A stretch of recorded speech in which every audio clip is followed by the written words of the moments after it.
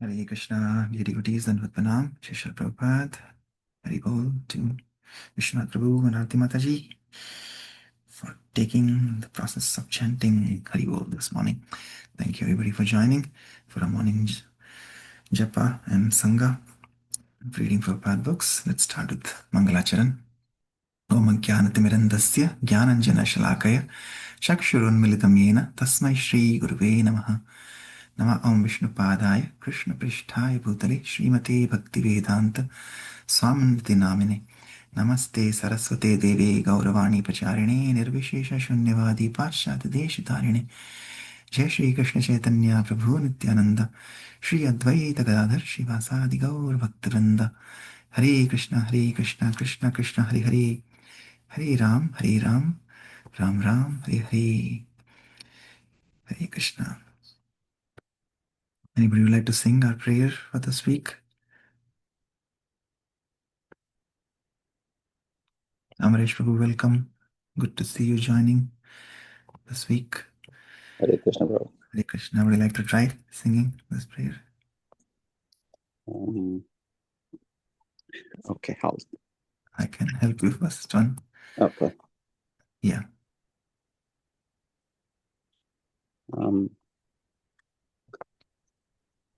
Purilo aruna purava bhage tujamani gora amani jage bhakta samoha loiya sathe gela nagara braje tathei baje lokhola घना घना ताहे झजेरा role प्रेमे ढाला ढाला सोनार अंगा चरणे नूपुर बाजे मुकुंद माधव यादव हरि बोले ना बोलो रे वदन भोरी मिछे निदा पासे गेलो रे राती दिवस शरीर साजे हे मन दुर्लभ मानव देहो पाइया की करो भावना के हो एवे न भजिले यशोदा सुत चरमे पोरिबे लाजे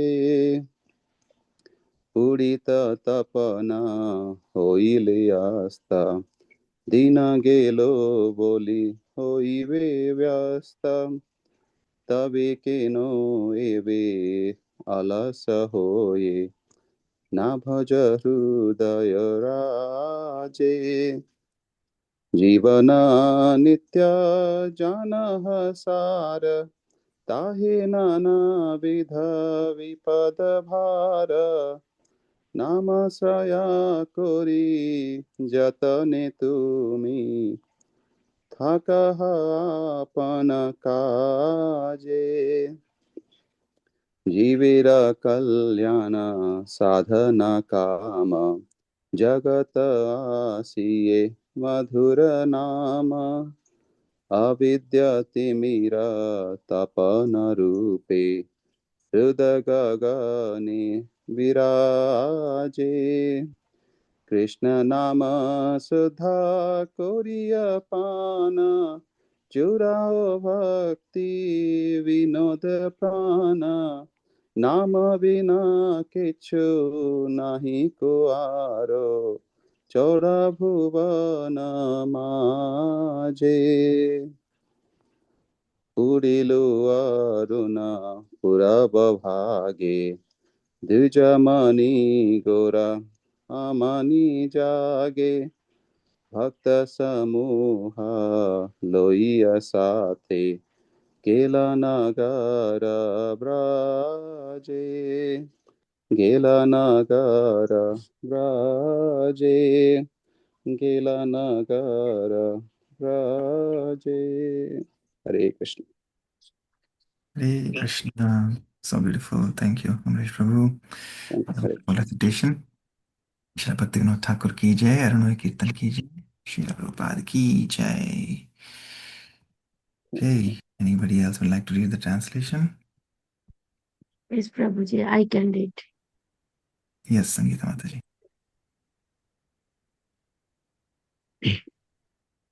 When the rising sun appeared in the east, the jewel of the twice born Lord Gaurasundara awakened, and taking his devotees with him, he went all over the countryside, towns, and villages.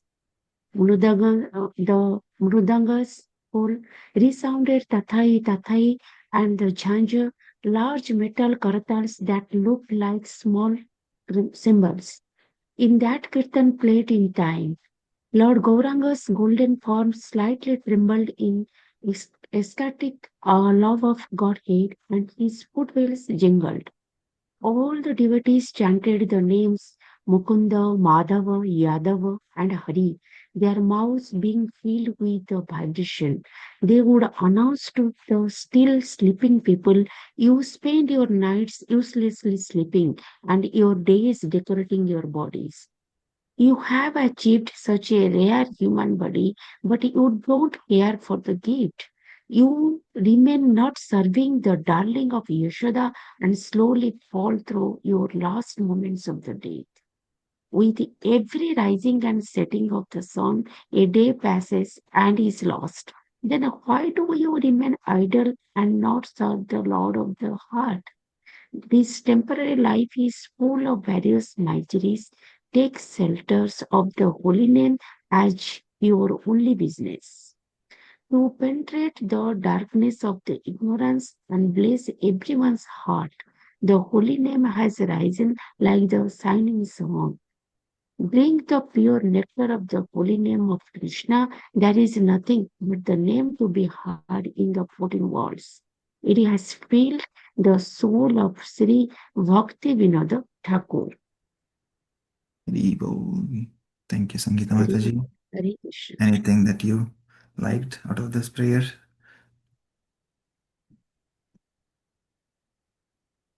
Any words that you liked Yes, specifically?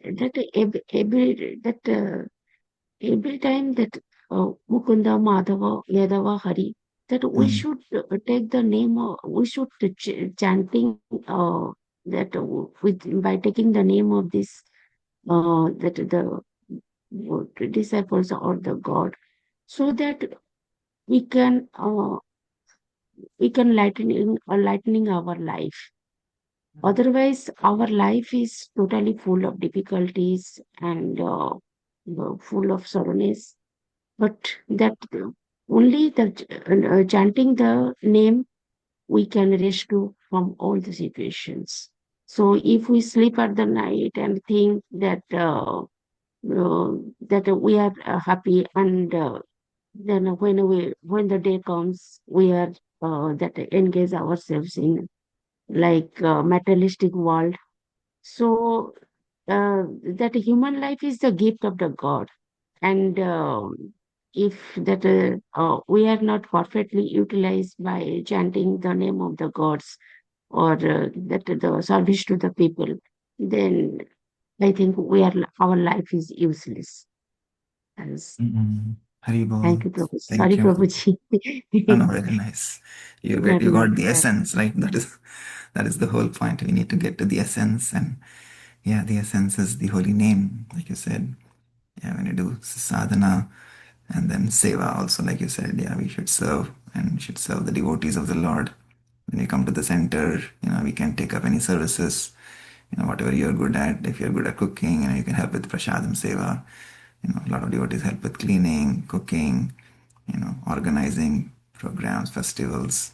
So many services are there at the center. So yeah, whatever services our heart resonates with, we can serve. And like you always, yeah, you're an inspiration. You join every morning at 4:30 sharp and you chant. So yeah, it's so nice to have your association and Prabhuji's association at the center also. Hare Krishna. Thank you, Mataji. Nutrition. Okay, let's continue with Prabhupada Leela chapter 60, where also Prabhupada is also saying the same thing yesterday to all these people in Seattle, that is it so hard, like this process, so simple, so sublime. Why don't you take to this process? Just chant Hare Krishna, chant the holy names of the Lord, and make your life perfect and everything. He says that, there is only profit, there is no loss. That is guaranteed, he says, right? So he says, just chant, and, you don't charge anything, and you have not got any loss. If there is only profit.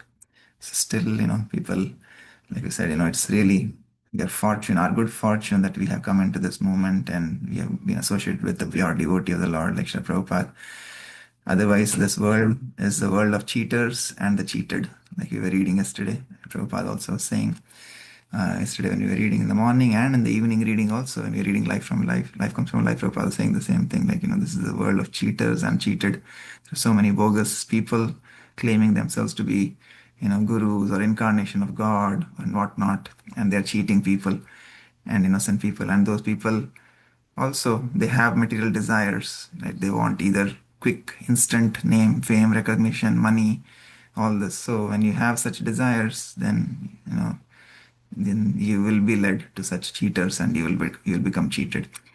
So, but it's very rare. This human birth is very rare, like we said, and it is even rare to get association of a pure devotee of the Lord, so that we can follow their instructions and make our life perfect, and we can go back home, back to Godhead. So Prabhupada says, yeah, try this process for 1 week and see if you don't see any change. Of course, if you don't see any change, then you leave it. But what is the harm in trying, right? He says, we are not forcing anybody. That is the beauty of Krishna consciousness. He says, our philosophy, our science is not being forced. Everybody has their intelligence, reasoning, argument, logic. You can use that and see if this movement is bona fide, the Acharya is bona fide, because Srila Prabhupada, like Tamal Krishna Maharaj was saying, all the time he's only talking about Krishna. 100% of his time is dedicated to service of Krishna. So that is the purity, not somebody who is talking about God for 2 hours at the temple or at the church, and then after that going out and drinking liquor, eating meat, doing all kind of nonsense activities, talking vulgar things, etc. So is that a true representative of the Lord, or somebody who has completely dedicated their life to the service of the Lord, to the service of the Vaishnavas, right? So we have to use our intelligence to see who is bona fide and who is bogus. Okay, let's continue.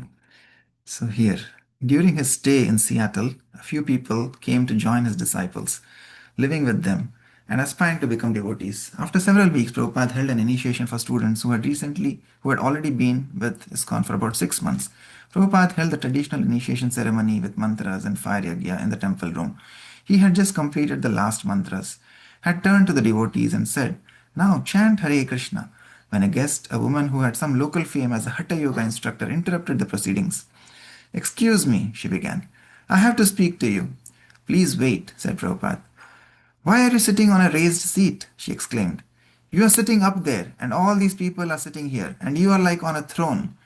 Devotees tried politely to check her, but she wanted to be heard. Prabhupada was silent. "Why does everyone bow to you?" she demanded. "Don't you know God is everywhere? Everyone is God." "That's all right," said Prabhupada. "Let us chant." Her argument was drowned out by a rousing kirtan celebrating the completion of the initiation ceremony. When the kirtan ended, Prabhupada was still thinking of the disruptive guest. "Prabhupada, where is that girl?" "She's gone?" Vishnujana, "I think Madhudvisha explained to her. She didn't know about the bowing down and everything." Prabhupada, "What was her question?" Vishnujana, "She was thinking that we were bowing down to you as if you were God.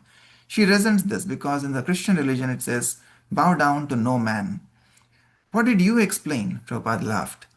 "Did you not explain that we are bowing down not as God, but as God's representative? Could you not explain like this?" "She's over there, I think," said Madhudusha, "if you'd like to talk to her." But the yogini had left the room and was now out front talking with the new girl, Joy, who had been living with Prabhupada's disciples since his first night in Seattle. The yogini was trying to revive Joy's old interest in impersonal yoga and was criticizing Prabhupada. Although Joy had cried when Prabhupada was blasphemed, She became confused hearing the yogini speak impersonal, anti-devotional philosophy. Then, as Prabhupada was leaving the temple to get into his car, the yogini obstructed his path and continued his blasphemy. No one should bow down, she railed, because everyone is God. Prabhupada became angry, a fiery look in his wide eyes. Suddenly, Joy Fulcher came forward and threw herself on the ground before Prabhupada, placing her hand on his foot. She had been confused about whom to accept, but now felt compelled to surrender to Prabhupada. He allowed her to keep her hand on his foot while the yogini gradually subsided before Prabhupada's angry silence and let him pass. Getting into the van, Prabhupada bumped his head on the inside of the roof. The devotees were furious and blamed the blasphemous girl for what had happened. As the van drove away, Prabhupada turned to Narnarayan, who was driving. That girl said everyone is God, but she objected that they were bowing down to me. But if everyone is God, am I also not God?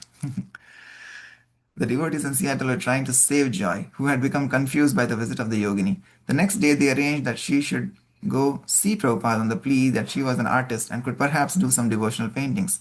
Prabhupada agreed, and she waited outside his room while he gave Jivananda a drum lesson.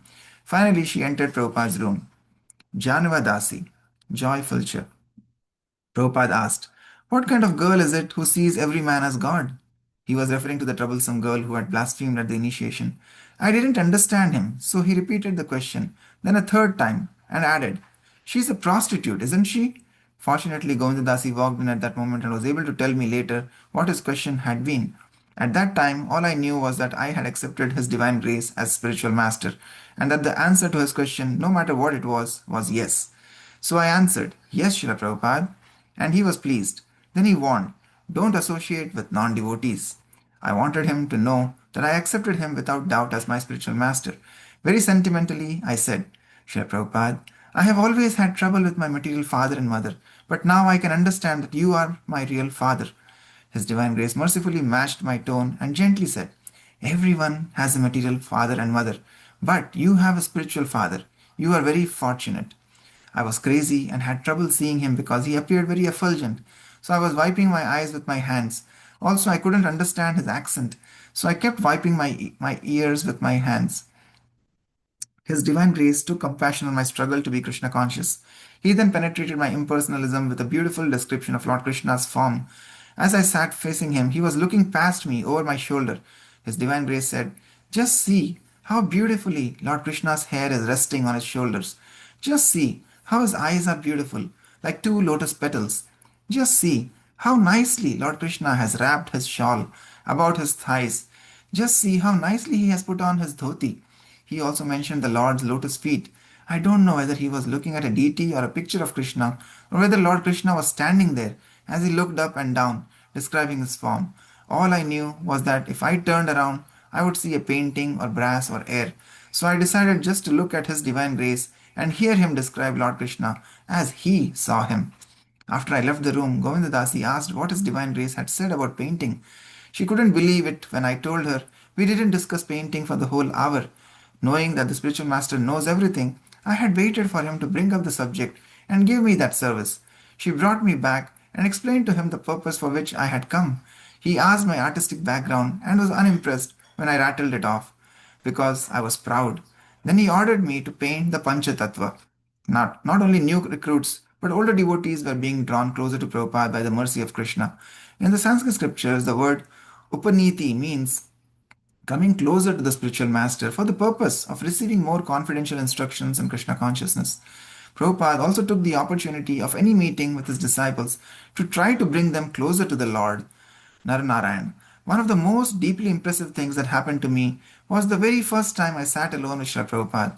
I had been with Srila Prabhupada in San Francisco before in his room, but there were other people there and I was a newcomer. But then I sat alone with Srila Prabhupada and I was terribly fearful because I didn't know what to do, what to say. I was a little spaced out from all my karmic activities and was totally tense, like I was going to explode like a jack in the box, because I didn't know what to do. I watched Srila Prabhupada opening letters. He opened the envelope all the way out and saved it, and used it later to write on in order to save paper. He showed me some letter from somewhere and asked my opinion. Then he asked me to get something from his cabinet, and I did. His room was surrounded by windows with light shining in from a very nice angle because of the way it was a little subterranean. The table was very low, just like a coffee table, and he was sitting behind it. I happened to be in the back against the wall, and he asked me to get something from one of his cabinets, which was also behind there. So he and I both ended up behind his low table. He was standing and I was crouching. When I stood up, Srila Prabhupada out of the blue began to talk to me. I was just so flabbergasted. Anytime he spoke to me, I became so disconcerted that I could hardly hear what he was saying. He pointed to the table. He said, "You see this little ant?" I looked at the table and no ant was there. Prabhupada was pointing his finger. He said, "Do you see that little ant?" I said, "Yes, Srila Prabhupada." He said, "We should think that our goal should be how to make this ant Krishna conscious." I was just sort of blown away by what he said. He said, "We should go to this ant and we should lean down." And Prabhupada leaned down to the invisible ant on the table, where he propped his forefinger and thumb together, poking toward the ant. "You should chant Hare Krishna." And he said, "We should give a little prasadam. If we do that," he said, "our whole movement will be a success." I was completely impressed by the statement because I understood even though Srila Prabhupada always had big schemes for a big world, ISKCON, yet his heart was always lined with these small items. And this was so wonderful. If one person hears Hare Krishna, then it is worth the whole effort. Love for Srila Prabhupada was also brought out by the prospect of separation from him. Govinda Dasi and her husband had been Prabhupada's secretaries for a year. They had been with him wherever he went, from the West Coast to Boston to Montreal to Santa Fe. They were always with him, like a part of his intimate family, and they had become very attached to being with him. But in his desire to spread Krishna consciousness, Prabhupada sent Govinda Dasi's husband, Gaurasundara, to Hawaii before coming to Seattle to open an ISKCON center there. In Seattle, Prabhupada asked Govinda Dasi to join her husband, Govinda Dasi. If Prabhupada said, "Very nice, your life was perfect," whether he said it for your cooking chapatis or peanuts, or doing a drawing or a kirtan or anything, if he said "very nice" and smiled and nodded his head, then your life's ambition was achieved. For that moment, anyway. Getting him to smile, seeing him happy, was the goal of life. And you didn't really remember things like liberation. It was almost as if the idea of going to a heavenly planet or even Krishna Loka became distant. But at this time, I knew that I was going to have to leave Srila Prabhupada soon. I was so very, very attached to him that I would wake up in the middle of the night crying. Almost every night, I would invariably be crying in my dreams or in my sleep because of having to leave him soon, and I didn't want to. It was a very painful time. On one of his last evenings in Seattle, Prabhupada gave a lecture at the temple as usual, and then he returned to his apartment. The devotees at the temple took hot milk and prepared themselves for rest. But suddenly Prabhupada re entered the temple. It was very unusual. They offered obeisances and waited in keen anticipation. His mood was very grave. He sat again on the Vyasasana and asked them to sit. He had his servant adjust the tape recorder and play a tape of Prabhupada singing and playing the harmonium. Puzzled, the devotees looked at each other. For about 30 minutes, a beautiful bhajan of Prabhupada singing the Vandeham prayers played in the room before the assembled devotees. Afterwards, Prabhupada said, "I have just received one telegram from India. The person who gave me sannyas has left his body." Prabhupada continued to explain. "One has to accept the renounced order of life from another person who is in the renounced order." He said, "I never thought that I shall accept the renounced order of life. In my family life, when I was in the midst of my wife and children, sometimes I was dreaming that my spiritual master was calling me and I was following him. When my dream was over, I was thinking I was a little horrified. Oh, Guru Maharaj wants me to become sannyasi. How can I accept sannyas? At that time, I was feeling not very much satisfaction that I have to give up my family and become a mendicant. At that time, it was a horrible thing. Sometimes I was thinking, no, I cannot take sannyas. But again, I saw the same dream. So in this way, I was fortunate. My Guru Maharaj, here Prabhupada's voice choked and he became overwhelmed with emotion. He pulled me out from this material life. For moments, Prabhupada could not speak. Everyone present saw tears pour from his eyes, and then he spoke further. Although the occasion was the passing away of the person who awarded him sannyas, Prabhupada was now speaking more of how his own spiritual master, Bhaktisiddhanta Saraswati, had called him and saved him and made him take sannyas through his sannyas guru. "I have not lost anything," Prabhupada said. "He was so kind upon me. I have gained. I left 3 children. I have now got 300 children. So I am not loser. This is material conception. We think that we shall be loser by accepting Krishna. Nobody is loser. I say from my practical experience. I was thinking that how can I accept this renounced order of life? I cannot accept so much trouble. But I retired from my family life. I was sitting alone in Vrindavan, writing books. So this, my god brother, he insisted me. Bhaktivedanta Prabhu. This title was given in my family life. It was offered to me by the Vaishnav society. So he insisted, not he insisted, practically my spiritual master insisted me through him that you accept. Because without accepting the renounced order of life, nobody can become a preacher. So he wanted me to become a preacher. So he forced me through this god brother. You accept. So unwillingly I accepted. And then I remembered that he wanted me to go to the Western country. So I am feeling now very obliged to my this god brother that he carried out the wish of my spiritual master and forced me to accept the sannyas order. So this god brother, His Holiness Keshav Maharaj, is no more. He has entered Krishna's abode. So I wish to pass a resolution of bereavement and send that. And I have composed one verse also in this connection in Sanskrit. So you all present, you sign this. I shall send it tomorrow. The verse I have composed, it is in Sanskrit. Vairagya Vidya Nija Bhakti Yoga. This Krishna consciousness is Vairagya Vidya. Vairagya Vidya means to become detestful to this material world. That is called Vairagya Vidya. And that is possible simply by this Bhakti Yoga. Vairagya Vidya Nija Bhakti Yogam Apayayam Mam. This is just like medicine. The child is afraid of taking medicine. That also I have experienced. In my childhood, when I became ill, I was very stubborn. I won't accept any medicine. So my mother used to force medicine within my mouth with a spoon. I was so obstinate. So anyway, similarly, I did not want to accept the sannyas order. But this god brother forced me. You must. Apayayam. He forcefully made me to drink this medicine. Anavishyam andham. Why I was unwilling? Anavishyam means unwilling. Andham means one who is blind, who cannot see his future. The spiritual life is the brightest future, but the materialistic cannot see to it. But the Vaishnavas, the spiritual master, they forcefully, you drink this medicine. You see, apayayam mam, anavishyam andham, Sri Keshava Bhakti Pragyanam. So this, my god brother, his name is Keshav, Bhakti Prajna Keshav, Kripam Buddhi. So he did this favor upon me because he was an ocean of mercy. So we offer our obeisances to Vaishnava, Kripam Buddhi, Vancha Kalpa Tarubhyascha, Kripa Sindhubhya Evacha. The Vaishnavas, the representatives of the Lord, they are so kind. They bring the ocean of mercy for distributing to the suffering humanity. Kripam Buddhir Yastam Aham Prapadye. So I'm offering my respectful obeisances unto him, unto this His Holiness, because he forcibly made me adopt the sannyas order. So he is no more in this world. He has entered Krishna's abode. So I'm offering my respectful obeisances along with my disciples. On the first day of my sannyas, I never thought, but I remembered that I'll have to speak in English. I remember on that sannyas day when there was a reception. So I first of all spoke in English. So it is all arrangement of Krishna, higher authority. We are writing like this. Resolved that we, the undersigned members and devotees of the International Society for Krishna Consciousness, Incorporated, in a meeting under the presidency of His Divine Grace A.C. Bhaktivedanta Swami, today, the 21st of October 1968, at our Seattle branch, express our profound bereavement on hearing the passing away of His Divine Grace, Om Vishnupad, Sri Srimad Bhakti Pragnana Keshav Goswami Maharaj, the Sannyas Guru, preceptor of our spiritual master. And on October 6th, 1968, at his headquarters residence in Navadip, West Bengal, we offer our respectful obeisances at the lotus feet of Sri Srimad B.P. Keshav Goswami Maharaj with the following verse composed on this occasion by our spiritual master. This verse I have already explained to you, so I wish that you all sign this and I will send it tomorrow by airmail. You have got pencil? Prabhupada first signed his own name and then gave the letter to Kartikeya to take to each devotee in the room.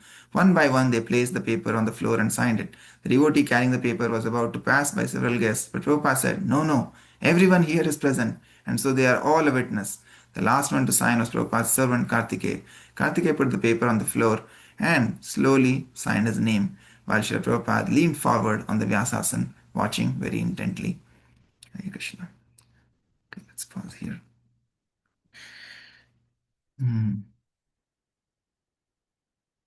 Prabhupada, being a pharmacist himself, he's saying he was forced to take this medicine in his childhood. His mother gave him medicine when he was ill, even though he didn't want it, right? Just like children today, only if the medicine is like a tonic, and if it's sweet, then they take it. Otherwise, nobody wants to take medicine. So like that, everybody wants instant satisfaction, right? Instant taste we want.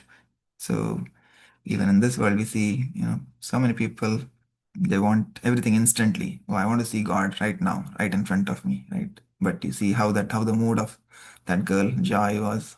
She was just looking at Srila Prabhupada, and she had full conviction that, here is a bona fide spiritual master, and whatever he says, his satisfaction and his speech, everything comes from Krishna. So instead of looking behind to see the picture or the painting, or even if Krishna was standing, like, how she's saying so so beautifully, she's saying that, maybe Krishna was standing right behind there, and Prabhupada was looking at him from top to bottom, from his hair on his shoulders to his dhoti and to his lotus feet.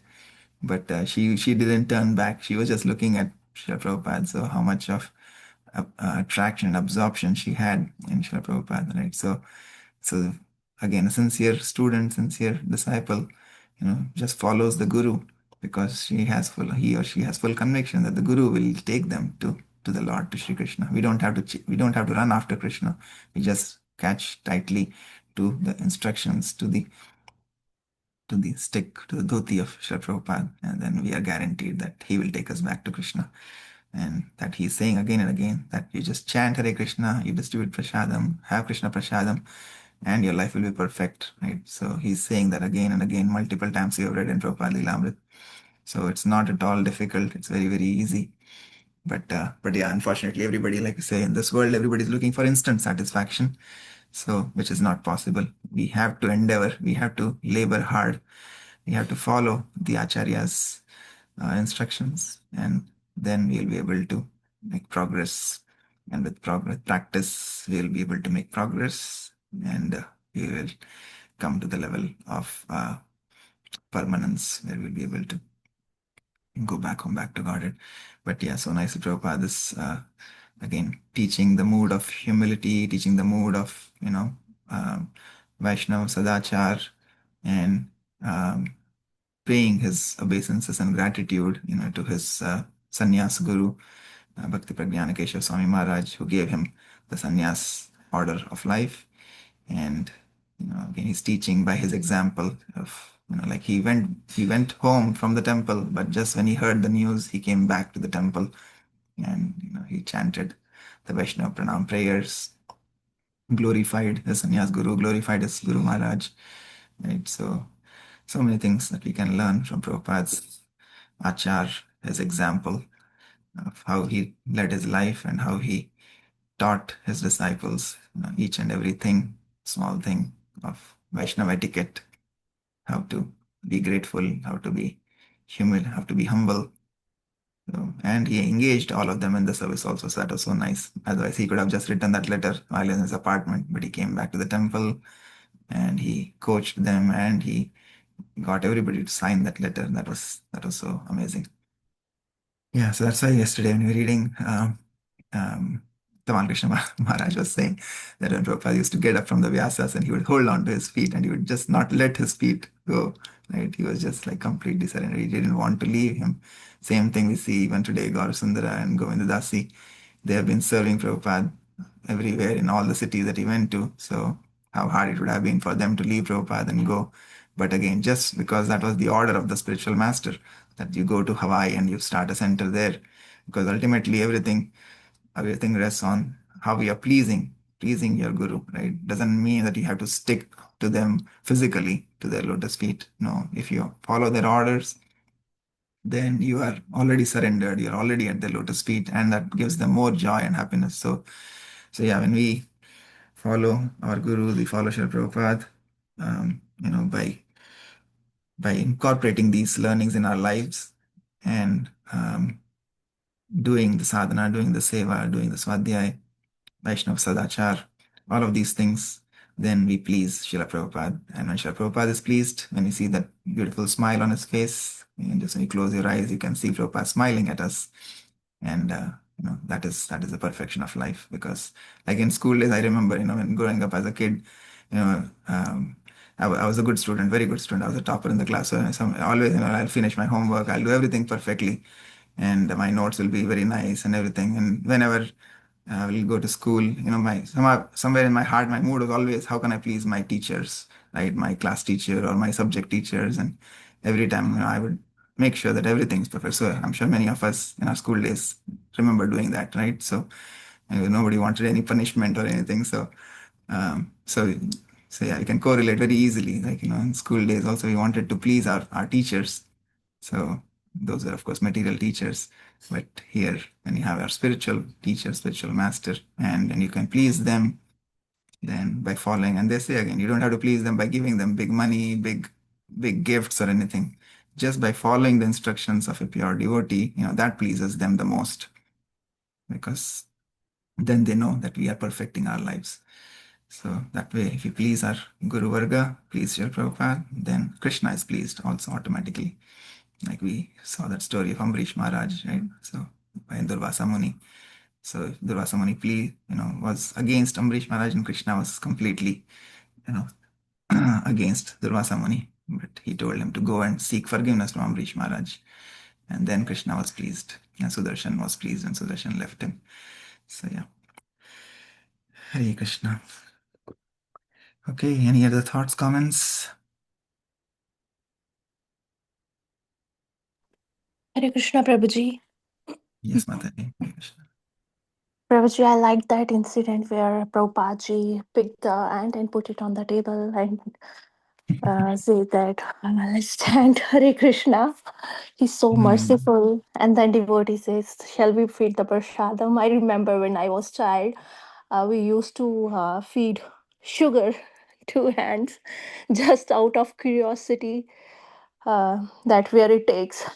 So yeah, that incident just remind me of my childhood, but the intention was different. We were not in Krishna consciousness that time. But yeah, I Mm. just love that incident, that he's so merciful that he's thinking even about the ant in the room, and the concept that we should loudly chant, uh, we should loudly do our japa so that all the living beings around us, they get the benefit of it. Mm. Also, when in our evening class, when you said, I remind of that words, when you said that when we are eating Krishna prasadam, we are indirectly feeding prasadam to the germs in our stomach and in our mouth and all that. Mm. So yeah, he's so Yeah, merciful. yeah. Thank you for sharing that. Yeah, yeah. Now that you say that, I also remember. Yeah, as child, you remember. In India, we would see ants. Like generally, India में वो उसका मिश्री का भोग लगाते थे, right? Mishri, um, um, for deities. I remember like a Laddu Gopal at home. We'll do that, and sometimes I will see in that kitchen, like if there is one grain of that mishri in the kitchen, then there'll be ants lining up, and they'll be taking that. One ant will not be able to take. Sometimes so there'll be three, four, five ants, together. They'll hold on to the mystery and they'll take it. So like that, yeah. Prabhupada is, uh, you know, even to the ant, he's saying, we should feed prasadam. But yeah, so when we see, of course, here in America, we don't have so many. But when we have, yeah, we can, of course, outside we can put them outside, or we can just at least chant and leave them outside our house. And hopefully, yeah, just by chanting, loudly, like you said, yeah, that benefits them. Hopefully, in the next life, they can get a human form of life and perfect their life, because they have already heard the Hare Krishna Maha Mantra. So hopefully, some devotee will come into their life, and just by hearing Hare Krishna, they will be captivated and attracted because they have already heard the Maha Mantra. So that's what happens in our life also. Who knows? I was an ant in my in my previous life, and just by hearing Hare Krishna once, this lifetime, I got attracted. So thank you, Mataji. Okay, Hare Krishna. Thank you, dear devotees. Vanchakalpatarubhyascha kripa sindhubhyev cha patitanam pavanebhyo vaishnavebhyo namo namaha. Anantakoti Vaishnavavrinda ki jai. Jagadguru Srila Prabhupada ki jai. Srila Prabhupada Gitamrit ki jai. Nitai Gaur Premanande. Hari Hari Bo. Hare Krishna. Hare Krishna.